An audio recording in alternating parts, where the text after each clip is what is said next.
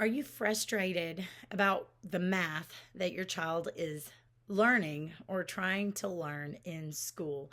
Stick around, that's what I'm going to talk about today.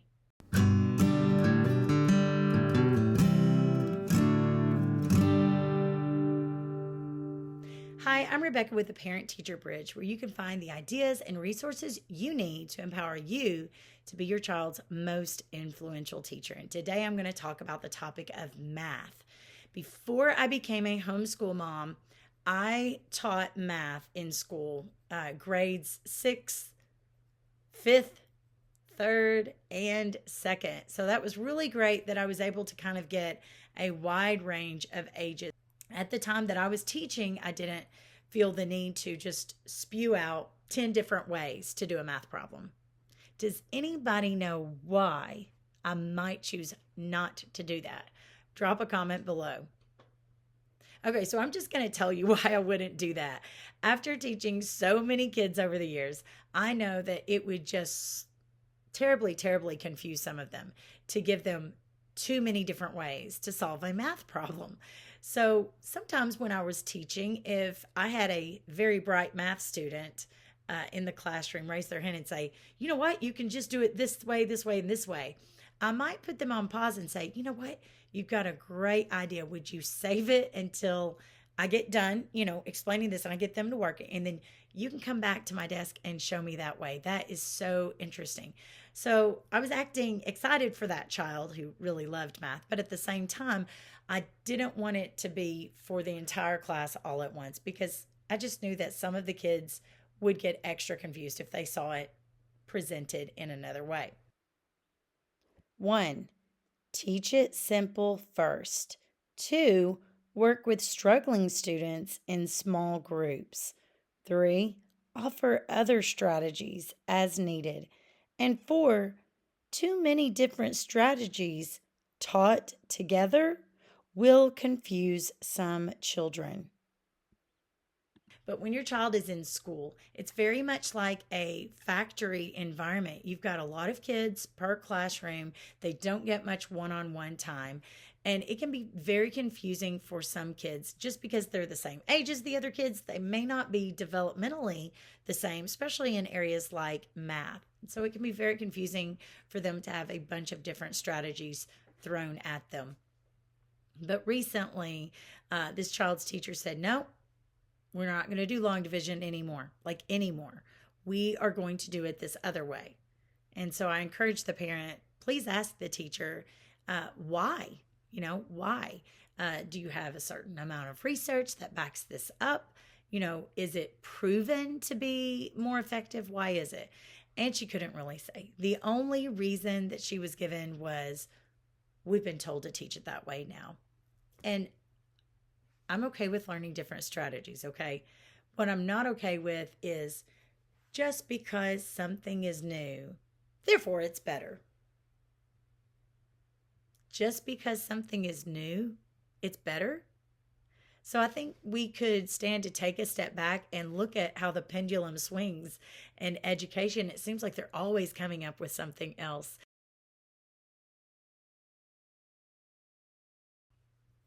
Another thing to consider is this is somewhat taking the parents out of the equation, because if you're learning a new way, not that the parents are stupid, it's not that, but parents are so busy.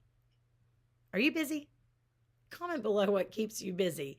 I would make a guess to say you have more than one child, right? That's not your only child, which means when your child comes home, your children come home, you have different assignments for different children, different homework for different children, different math skills for different children. And you're trying to keep up with all that. And then someone's asking you to learn to do division a different way, and your way isn't good enough. Never mind the fact that your way that you learned did allow you to get the right answer. So I'm not saying there weren't improvements in math. We all know there are times where a teacher could have explained something better, and maybe you don't understand a reason for working a math problem a certain way. But let's not be so narrow-minded to say, okay, we can only teach it this one way. I don't know how you're going to change that, because it seems like Once one state starts doing it, another state starts doing it that way, and another state, and another state, and another state. And if you look at the history of public education, that's what kind of happened as well. You can look up something like the Prussian model of education to learn more about that. I'll let you do that on your own. But what I find can be really fulfilling is if you are able to start making plans and seeing if you can take your child out of public school and you can find math curriculum galore. Even if you're not a mathy type person, you can find math programs online that come with videos. You can find math programs online that have a live teacher that's going to help you back and forth to understand something. And you can just get plain old, math books like what I use with my children. Okay. And we just work through them. If you want to get the teacher manuals in homeschool math books are usually really user friendly. They're not just throwing out a bunch of teacher jargon that you had to go to college to be a teacher to know what those terms are. They're really user friendly. So I would just encourage you to look into that. The next biggest break that you have to look into that might be your Christmas break. Try doing some of those homeschool things with your child over Christmas break. Or if you are watching this and it's near summer break that you are watching this, summer break is a wonderful time to kind of dip your toe in the water. And that's figurative, but it could be literal. And just to get a taste of how homeschooling might work for your family. You get to choose your own math curriculum. If you don't like this way, you can choose another way. But if your child is enrolled in school, you have to do it their way. You have to do it their way. And I'm just telling you, I've seen that at the elementary level, and then I see where it's going in the middle school level. Why? Well, because I've taught in school for 12 years, but I've also tutored children as well. And I'm not seeing that the children are any smarter in math than what they were in my generation. So all their new ways of doing this, that, and the other aren't necessarily better. I once worked with a friend, and she actually was a really great teacher. She would get, teacher awards and all that sort of thing. And she was about 10 years older than me, and she was telling me about different education fads and the way the pendulum had swung in the past, and how they had gone through a period of time where they had the children write on white paper instead of lined paper, and how that was just so stupid to her, because it's like trying to drive on a road that doesn't have lines when you're a new driver. Those lines are helping to guide you. And so she was talking about what a fail that was. I just don't understand why we have to constantly change things.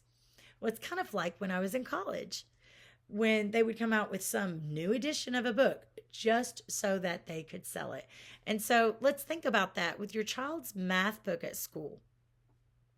Is your child getting a math book that is a hardback math book? Can it be reused for several years? I mean, how much is math really changing, right?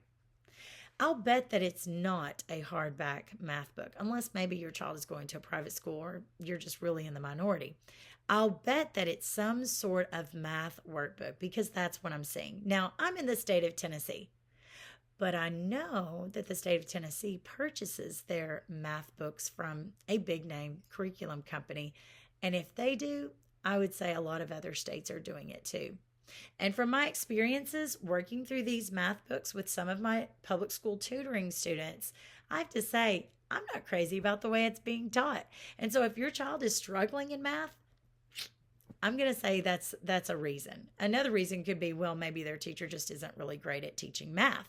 Okay. And I know it's frustrating. You send your child away for school and you expect them to teach your child, but what may be in the best interest of your child is for you to take the reins and make sure they understand their math. Now, you can do that several ways. You can make sure they understand their math facts, they understand math problems. You can purchase a curriculum at home to use, an app. Some people use Khan Academy. That's one of the free things. Different ways that you can go about it, but where you set aside time at home to just work on those things with your child. The problem that comes in there is that if your child is still going to public school, and if they are taught by their teacher, no, you must do it this way and this way only. We are not teaching that way anymore. Then you're going to come to a standstill. And evidently, they're not worried about if you get the right answer or not. I currently tutor now. I don't teach in the public schools. I'm not micromanaged how I do things. I teach my own children at home. I know that there's no such thing as a perfect curriculum. So when I see something in a math book that I don't like, I can adapt to that. I can find supplemental materials, whether it be a worksheet that I find online, whether it be math tools or manipulatives that we kind of lay out and play around with so that they can get the math concept. I do understand many teachers in schools are micromanaged in how they are teaching their math. Everything is about the test. And so the latest example of that came when I had a student whose teacher requested that we learn division a different way. So I had been helping this student, work out the algorithm to do long division. That's the way I learned it.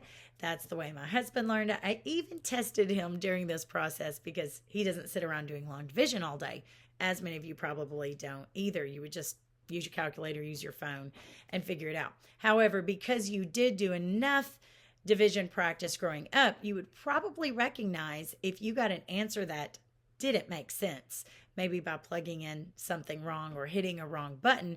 And therefore, because you have that number sense, you would recognize that that answer doesn't make sense and you would re-plug it in. That's incredibly valuable. We see that happen when you go to the grocery store and something rings up the way that it shouldn't, and it's a red flag. You have some sort of estimation going on because you had so much practice when you were younger.